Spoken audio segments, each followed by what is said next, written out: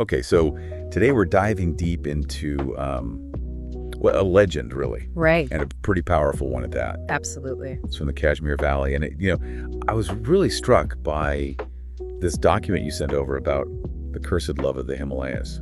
I mean, just the title itself, Yeah. it's just so evocative, right? It just pulls you in. For sure. Just that juxtaposition, of this epic natural landscape. Right. And then this very intimate, deeply human story. Exactly. And speaking of the landscape, Yeah. the setting of this legend is just breathtaking, right? You've got the forests of Kashmir, Mm-hmm. these lush green forests, Beautiful. and then towering above it all, you have the Himalayas. It's like something out of a dream, Absolutely. And it's within this, this incredible setting that we meet our two main characters. Okay. Farooq, who is a young Gujjar shepherd, Okay. and then Zora, a captivating mountain girl who's from the other side of the hills.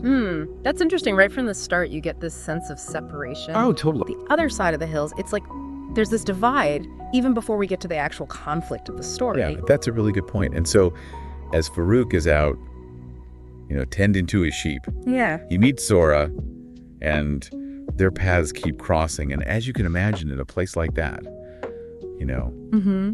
surrounded by this beauty, Absolutely. their friendship blossoms into love, but it has to be a secret love. So right away we get this sense of forbidden love. Yeah. I mean, what is it about their society that would make this love have to be so hidden? Well, that's what makes you want to dig deeper, right? You start to think about, the societal pressures at play here. Exactly. And those pressures become really clear really fast because Zora's father, who is a very powerful man, Okay. he finds out about their relationship, Uh-oh. and he is not happy about it at all. Well, yeah, I mean, a shepherd. Right. Probably not seen as a suitable match for his daughter. Definitely not. And so he immediately takes action. He arranges for Zora to marry someone else. Oh, wow. So no room for discussion. Nope. He has a lot of power, and he's using it. That's kind of heartbreaking, though, Totally. Yeah. It's this classic conflict between what you want for yourself and what your family expects of you. It makes you wonder about, how common these arranged marriages were back then and how much say people had in their own lives. Right. And for Farooq and Zora, they feel like they have only one option left. Okay. They decide to run away together, to elope. They're going for it. Yeah. Can you imagine that? Fleeing through those forests under the moonlight? Oh, it's such a powerful image, It really is. Desperate, but full of hope, too. Yeah. But then the story takes this tragic turn because as they're escaping Zora's father and his men, they catch them. Oh, no, I was afraid that was coming. And, enraged by their defiance, Zora's father, he decides to punish them in the cruelest way possible. Okay, how so? He has them imprisoned, Oh, no. but not just imprisoned, Wow. he imprisons them on separate mountain peaks. Oh, wow. So they can see each other, but they can't reach each other. Exactly. It's just devastating. Talk about a harsh sentence. I mean, that just shows you the extent of his power Absolutely. and how impossible it was for them to be together. Yeah, and here's where the legend becomes really, really interesting because the story goes that in their isolation, Farooq and Zora, they wept constantly. Oh my gosh, just picturing that, alone on those peaks with their heartbreak. And their tears, according to the legend, flowed down the mountains Right.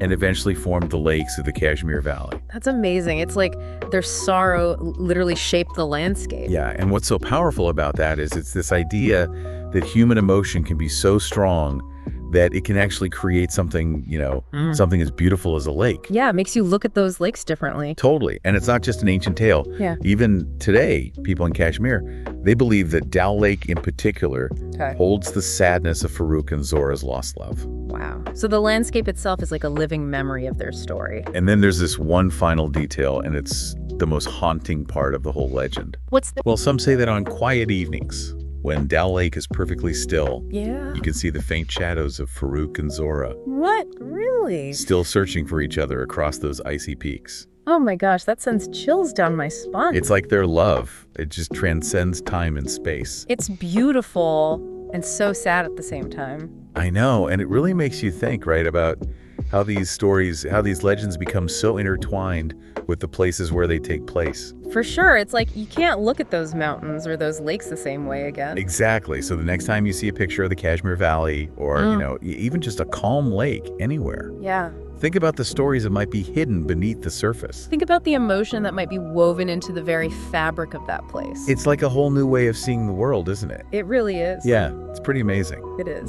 Well, on that note, I think we'll wrap up this deep dive, but I tell you what, I'm going to be seeing shadows everywhere now. Haha, me too. Until next time. That's good.